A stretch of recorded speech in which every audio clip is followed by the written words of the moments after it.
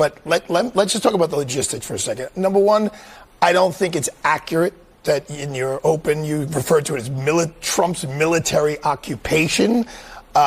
When Governor Hochul here in New York put the National Guard in the subways and in some crime-ridden areas, I don't think we referred to it as military occupation. Why? I ride the subways. I loved when they were there. I mean, law-abiding citizens love that. Are you kidding me?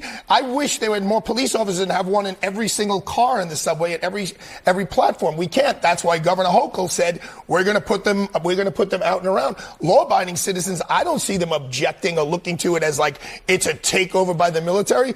I'm walking down the street. I walk out of my law firm at 1 o'clock in the morning in Midtown Manhattan, and I see a military guy there. You think I'm upset about that, or am I thrilled about it? I think the reason why you may feel that way, Arthur, is because you maneuver in society with a certain privilege. The question is, who are these? Well, hold on. What privilege? When I get on the subway, just tell me the privilege. When I'm dressed like this on the subway, I am a target. That is not a privilege. I'm a target. There's the guy who probably has a wallet and a watch. Arthur, I want you to be That's not open. privilege. I want you to have a little bit of intellectual curiosity and be open and let me finish my point. I'm very curious. Thank you.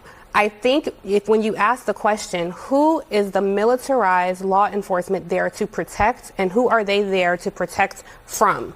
And so often in this country, particularly, that is how law enforcement swole their ranks. There was so much violence against people of color, black people in particular in this country, that they said it's okay to beat a black person, to murder a black person, but you gotta be wearing a badge when you do it. Who are the victims? Do you want to listen, or you can't talk and listen at the same time? Well, let me just tell you.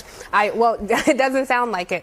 My point to you is I am telling you on the front lines what is happening. And there are militarized police force going in harassing longtime law-abiding citizens of Washington, D.C. And so when we, who are probably a little more familiar with American history perhaps than you, look at the military turning the police force on its own people, we remember the examples like Tulsa, when law enforcement dropped bombs on its own community. We know what it is like to have people. We're far from that, though. We are not so far. We are not so far from that. We are not so. We are actually not so far from that. Hang on. We need to bring some numbers into this. Okay, Stephen Miller.